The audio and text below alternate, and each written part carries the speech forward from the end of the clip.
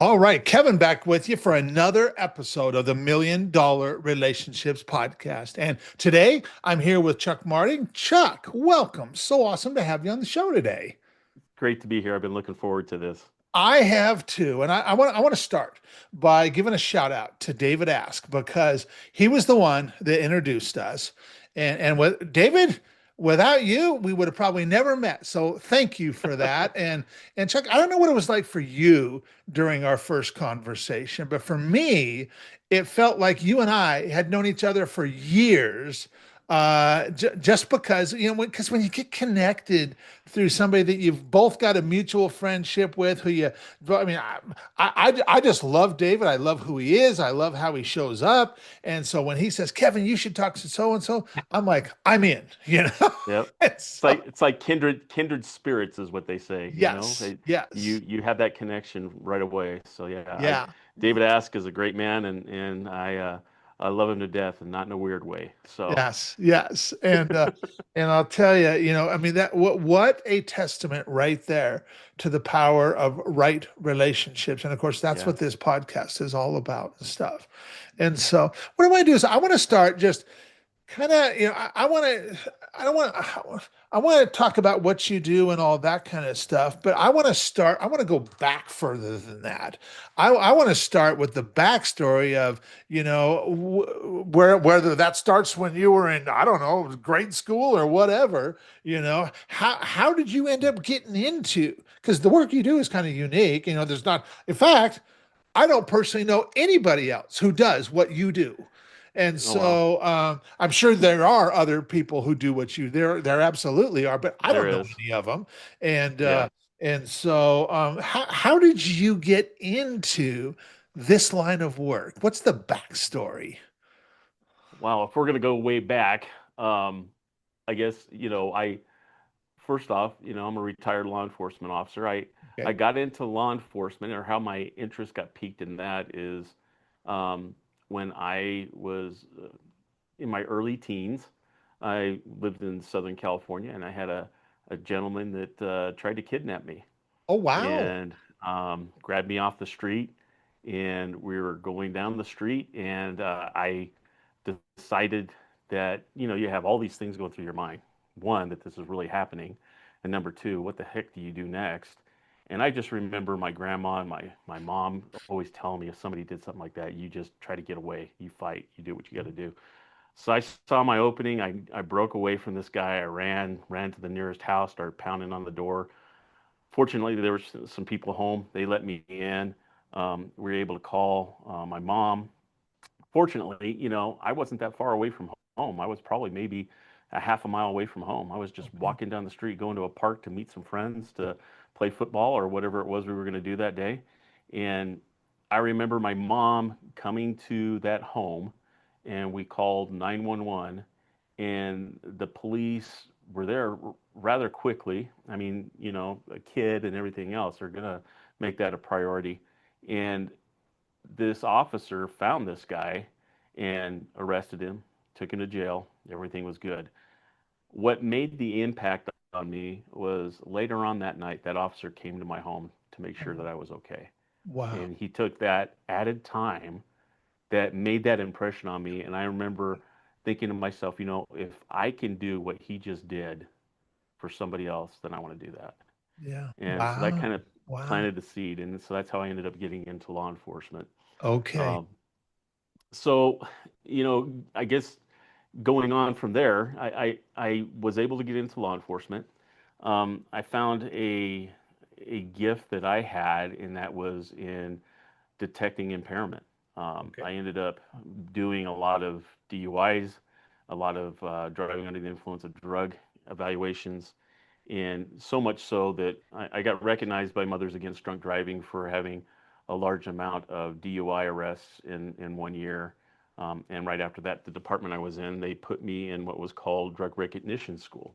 Okay. So it's one of the hardest schools they have in law enforcement. It's not one of those ones where you just walk in, take the class, and go through the motions and you get a certificate. This is an equivalent of a college semester in 2 weeks that you're learning about what drugs do to the body, how to detect it, things to look for. You have a written test that you do with it, and then you have to do a practical where you have to actually have the experience of either evaluating somebody that another officer has suspected of driving under the influence or being under the influence. You go and you do that, and at the end of that, in order to confirm what you're seeing, you do a drug test. Okay. And so you have to have at least a 90 to 95% accuracy rate confirmed through those drug tests to be able to be considered an expert and to be looked at as an expert, Okay. expert witness in court. So I accomplished all that and got into doing that. I did really well with it. And you start getting towards the end of your career, or you start looking at retirement or things like that. And I knew that I didn't want to just retire. I wanted to be able to go into something else. I always wanted to start my own business and do it. And so I was just kind of wondering what to do. And I actually had a DUI arrest one night, and this gentleman was just freaking out because he was going to miss his pre-employment drug test. And I remember asking him, I go, well, why don't you just call a mobile service or somebody like that? And he said, well, nobody does that. And so the light bulbs went off, and I'm like, really? So I started looking into it, and there was nobody in our area in Colorado that was doing a mobile service So that how long was ago was that, Chuck? 14 years ago. 14 years ago. 14 years. Okay. So nobody Yeah. was doing it 14 years ago. Yeah, not in our area they weren't. Okay. And we have a few people that are doing it now, but not to the extent that we are. Okay. Um, and so we started this at our kitchen table, and it grew from there. So now we have our main office, which is in Fort Morgan, Colorado, and then we have our second office here in Denver. So we're about 5 miles away from Denver International Airport. We do a lot of drug testing, primarily with employers, and a lot of them are in the aviation field. There's a lot of them that are in DOT positions. So you're talking truck drivers and welders and things like that that are required to do drug testing.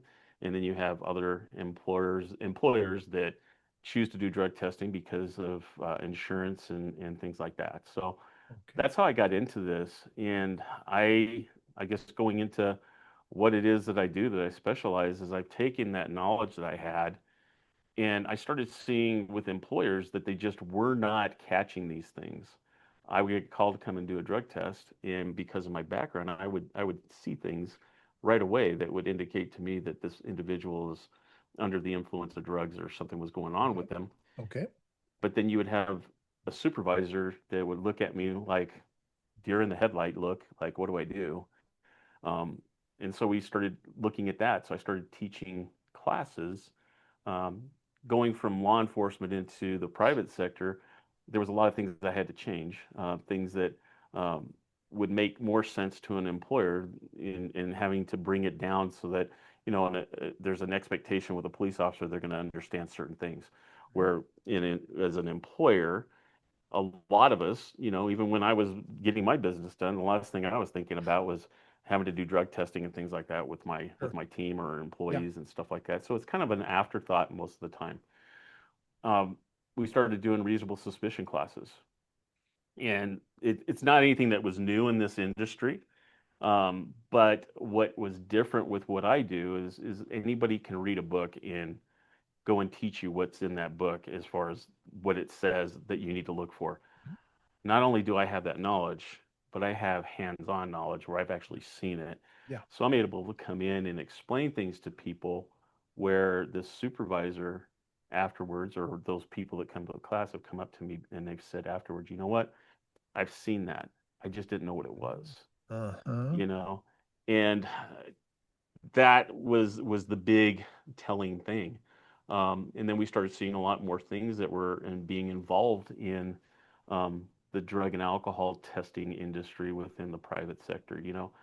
Kevin, I don't know if you know, but U.S. businesses each year it costs them $81 billion a year just in lost productivity, impairment, Wow. accidents. Now, looking at it worldwide, because it's not just here in the United States, but worldwide, we're talking $4 trillion a year that employers are realizing in lost productivity and accidents and people coming impaired and things like that. So I think a lot of times it's something that people really don't think about until you're having to experience it. And then when you do, what do you do? Yeah. How do I know? So a lot of Well, you people know what? I don't know know about this. I live in Washington State. And I don't even remember what year things started changing, but it was several years back. How long? You probably know that Yeah. because marijuana became legalized in Washington State and stuff, and now you can freely smoke it, anybody, Yep. and no repercussion and stuff. And do you remember what year that was? Because I don't. I don't remember. It was the same time that Washington and Colorado did it at the same time, and that was over 21 years ago. It's been that long. Wow. Yep. It's been two Wow. decades now that we've had legalized marijuana. And that's and then what's crazy is it's been that long here in Colorado, and I still have employers that don't have policies, they haven't been trained, and they have no idea how to handle this. Yeah. and Yeah. and that's where I've come in and really been able to make my mark.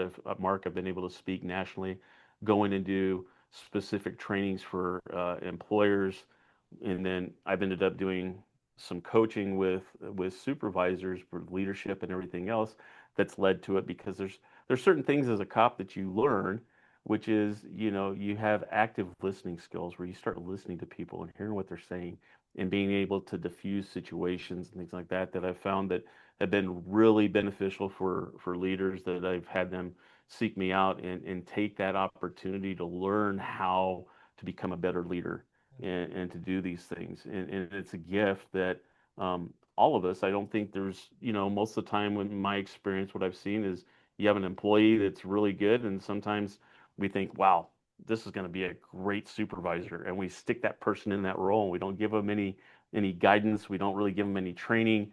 And then they just self implode. They don't know how to do things because it's a totally different role. Yeah. And so I was seeing a lot of that, and that's where I was able to come in and do that. So it's been one of those things that has been very beneficial for me, very satisfying in doing those things with people.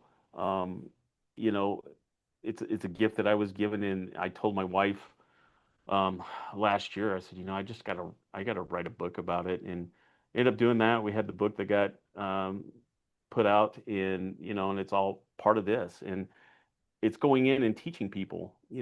These are the things you need to look at. I mean, Kevin, let's look at this. I know that zero tolerance is a phrase that we've all heard about. We all know about it, Yeah.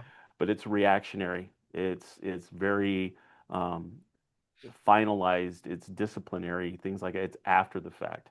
What I am teaching people is having zero blind spots, being able to recognize things before it happens, before you have that accident, before it hits the headlines, to be able to protect your business, your product, your employees, all those things. And I think that that's one of the biggest things that we're missing, obviously, when you're talking about that $4 trillion worldwide and $81 billion a year right here in the United States with employers that they're Yeah. realizing. Yeah.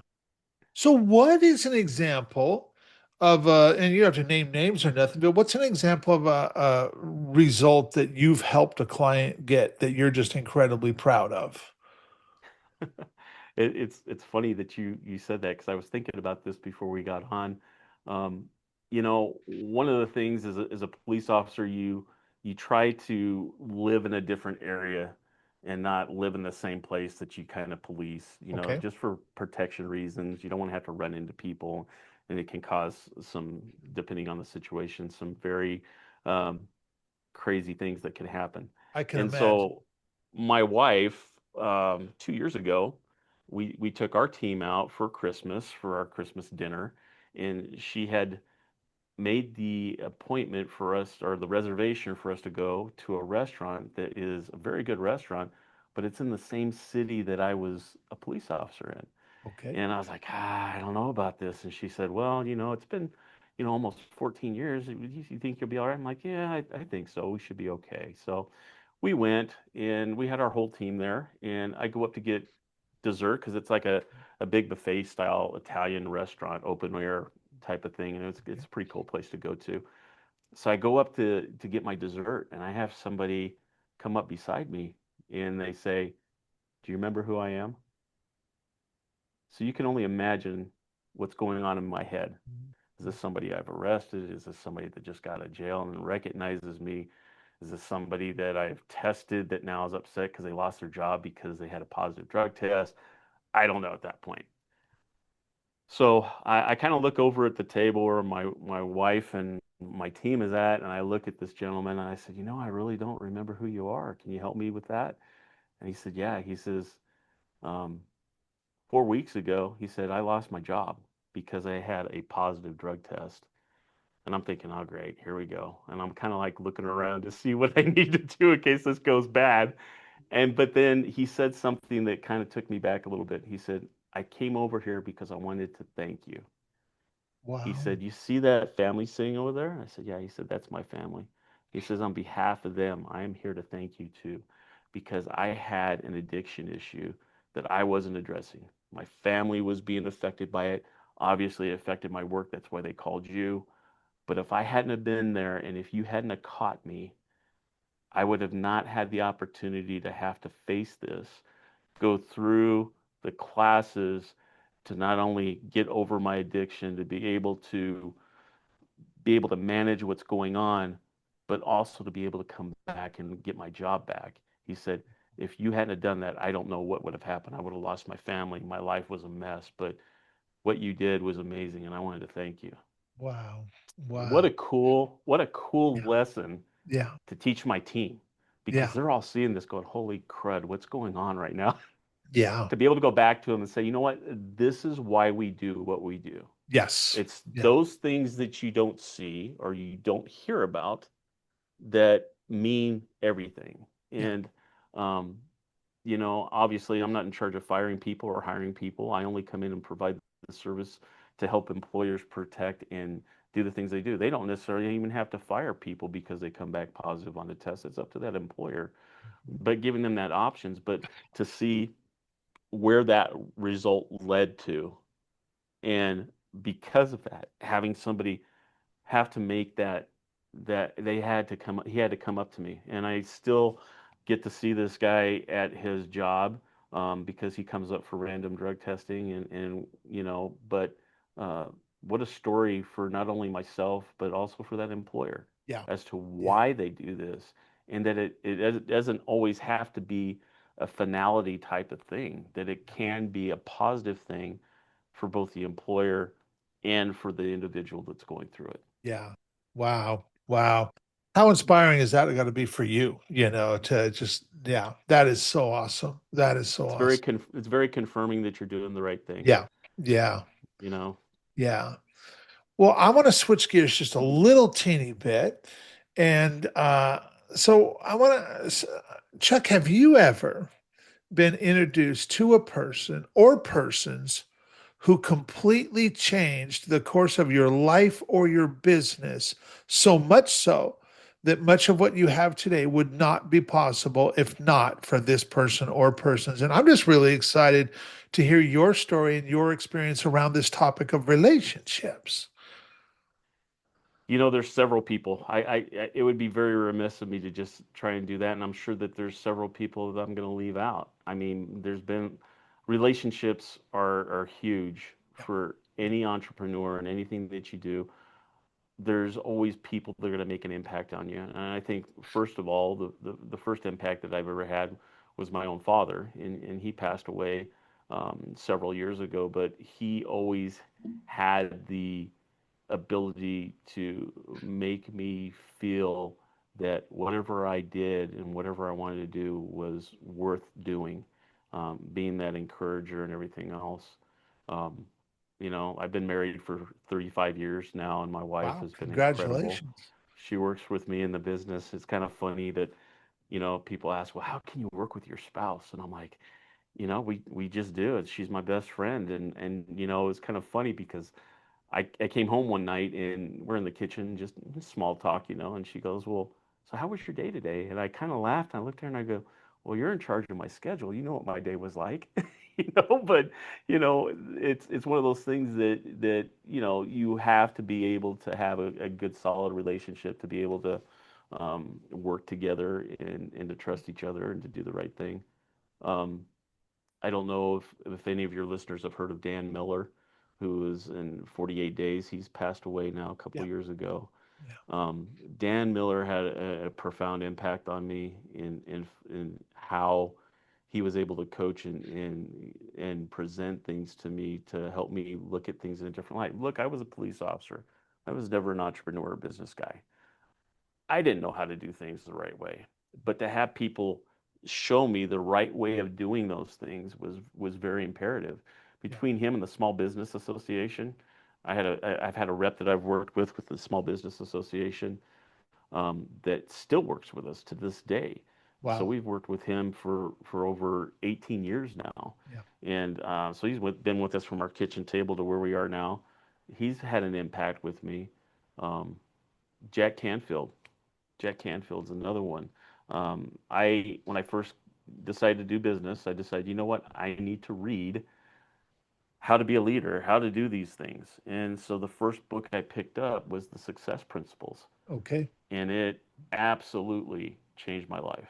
It brought things into perspective, things I had never even thought about before, Mhm. and to the point where my wife, for one year for Christmas, she had purchased the ability for me to go and become a trainer for Jack Canfield. And so now I'm a certified trainer for his methodology and being able to train other leaders these success principles to help them in moving along. Yeah. Um, Yeah. it ended up leading to Aaron Miller with Iron Sharpens Iron, which is where I met David Ask. So I'm in there. I'm in a mastermind with him. Incredible group of guys, and I have found that throughout history, and I'm sure that you have as well, there are many individuals, men and women, that will contribute their success to the masterminds and the people they Yeah. associate with. Yeah. And when you're with other people um, that have walked that road, it's kind of great to go into this group of people because we're all so many different backgrounds and things like that. I'm the only guy that's in there that's, doing drug testing. So they're kind of fascinated with what I do. Yeah. And yet I'm fascinated with what some of the same things that they do. But Mhm. to Mhm. be able to come in there and not have to be worried about being judged or anything else and ask a question. Like I said, I'm really good friends with my wife. There's some things that I'm just like going, oh, I don't know what she's going to think about that. But I can run it by these guys. And, one of the things that I found is it's hard to read the label when you're inside the bottle. Yeah. These guys are able to see things that I'm not. Yeah. And to come back and say, Chuck, you need to look at this. And then tell me how I should go about doing it. And then go and do it. Yeah. But then there's accountability with that, where they'll give me that information. And then I'll get a phone call, Kevin, where they'll go, maybe David Ask or one of the other guys in my group saying, where you at? Uh-huh. What are you doing? Mhm. What's your progress? So Mhm. they're holding my feet to the fire. Yeah. Uh, so I can't go back to that group and tell them the same problem again when they're going to look at me and go, dude, we told you what to do. What'd you do? Yeah. Well, I Yeah. didn't do anything. Then why are we sitting here talking to you? Yeah. Yeah. You know? So that has been very empowering and very um, beneficial to me. I feel because I do it too. Like I was saying, I do some coaching and things like that. I will always be in a mastermind, Mhm. always, because of the benefit that I've seen from it, both in my personal life and in my business life. Yeah. Yeah. Yeah. So what's an example of a situation where you personally, I mean, you kind of shared one with the gentleman you ran into at the restaurant, but what's an example where you got to make a really substantial impact, and maybe even in the moment, maybe it surprised you a little bit, but you also know that that would have never been possible if not for your relationship with whoever that might have been that you've been talking about.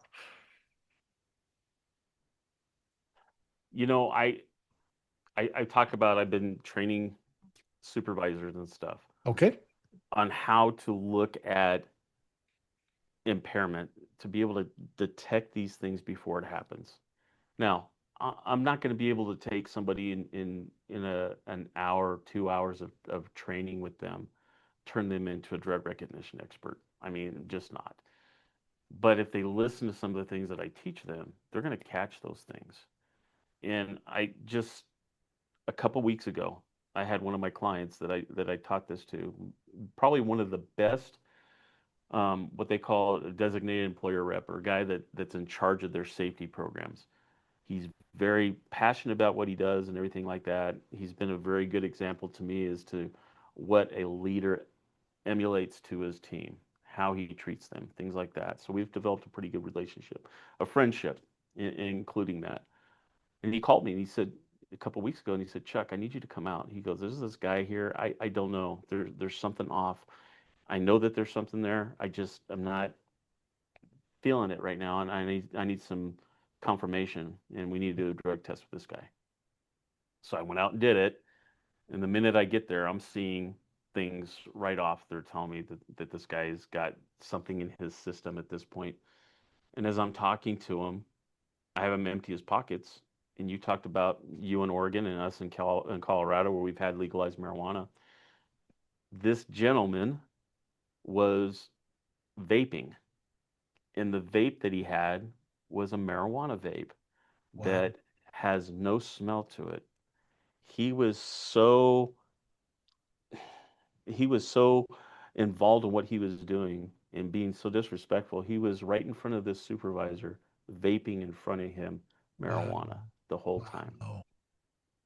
But if it hadn't have been for that supervisor taking the things that he was taught and recognizing it, because it's not always stumbling, fumbling, falling over. It could be anxiety. It could be somebody showing up late to work. There's other things that are telltale signs to look for with impairment. You got to figure yourself having employees or anybody else, these people more than their own families do. You work with them more than they do. In fact, you may even have family members call and ask you, hey, what's going on with David? I don't know what's going on, but there's something going on. Do you know what's going on? I had those phone calls, and so have they. And this supervisor was so upset that this guy would have the gall to sit there talking to him, getting high right in front of him. But he learned what to look for, so he was able to detect that something was off. And so for him to come to me and say, I want to thank you for doing this, because I don't know if I would have ever caught this before. Yeah. That's a payday for me, man. Yeah. That goes to show what my mission is in helping employers protect what they have, protecting their team, and protecting our community. Um, that's what it's about for me. Yeah. It's one of those things, and you've probably heard this before. You would probably do it even if you weren't paid to do it. Yes. One Yeah. of those things, just because Yep. I don't want to see somebody get hurt. I've gone to too many places in my career before this in law enforcement, and had to tell people at 3 o'clock in the morning, 2 o'clock in the morning, that somebody that they love and care for is no longer with us Yeah. because somebody who was impaired um, killed them. Yeah. And that is a very difficult situation to have to be in. And Totally. employers have had to be in that position too, unfortunately. Yeah. And so if we can do whatever we can, because employers are being left out of this as far as the legalization of drugs right now. We Yeah. don't have, they're trying to reschedule marijuana right now. You've probably seen that in the news. But you'll notice that there hasn't been one employer that they've asked, if we do this, how will this affect your workplace and the things that you do? It's Wow. people who are going to benefit from it that are really pushing this right now. Yeah. And that's what scares me, Yeah. because then it passes, and now you have to deal with it in the workplace. Mm-hmm. Mm-hmm. And if you don't know what to look for, it could be detrimental to what you do and what you do for your clients. And so I'm only one guy, but I'm doing the best I can to get it Yeah. out there. And so like I said, I do speaking, I do training. I'm going to be getting ready to go back up to Montana to do some hands-on training with people up there. It's very rewarding to see people's faces and recognizing that they've seen this before, but nobody's pointed it out, or nobody knew that that's what it was. Yeah. And for them to have that confirmation, and it's life changing for a lot of people. Yeah. Wow. Wow. Well, Chuck, I really appreciate you taking the time to have this conversation today. And for anybody that's listening to this right now going, man, Kev, I really appreciate Chuck too. And maybe, maybe there's some folks thinking like, you know what? I've got a company, I got team members, and we got a bunch of staff and what have you. And maybe I should be talking with Chuck, or maybe I know somebody else that I want to connect with Chuck. For anybody that might be feeling that way, any websites, any resources we can share with them? You bet. There's a couple websites that they can go to. Uh, Obviously, my name, chuckmarting.com. I Okay. do the training, speaking, all that stuff. That's right there on the website. I mentioned earlier that I did publish my book. Jack Canfield actually did the forward to my book, so I'm pretty honored Oh, that he very would do cool. that. But it's called Mastering the Impairment Code. You can go to masteringtheimpairmentcode.com and Okay. get more information there. And so that is my main thing right now that I'm doing with training and speaking and consulting with businesses and just trying my best to get this out there, man, because like I said before, zero tolerance is reactionary after the fact. Yeah. Zero blind spots and recognizing this before something happens is what we have to focus on, and we've got to be able to give that training to people. Um, but you know, my phone numbers are on there too. Okay. Look, you can call me anytime. My business is 24/7 because of what we do for our clients. So, if I get a call at 3 o'clock in the morning, then so be it. But just understand you might have to give me a couple of minutes because it might sound like I need a drug test. But, I that's how passionate I am. I don't want somebody to have to wait thinking that they're inconveniencing me. Yeah. Okay?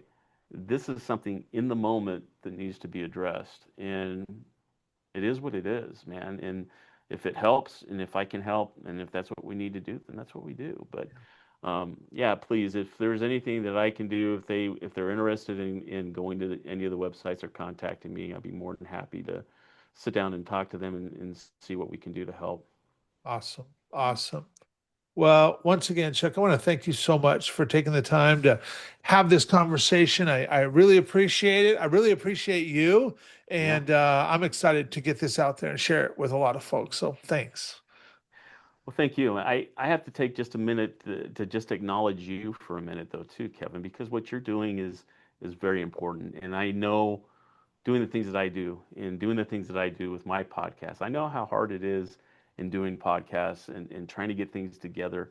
And a lot of times we serve and we serve and sometimes people forget to be able to acknowledge the gifts that you have and what you're doing and how you're affecting people's lives because what you're doing for me right now is opening that window to be able to get this out to other people. And I wouldn't have had that opportunity if it wasn't for you and for you reaching out to me and saying, "Hey, I think we might have something that needs to be shared." So that gift that you have of doing this and the lives that you're blessing because of this has to be acknowledged. So I just wanted to thank you because it's very important what you're doing.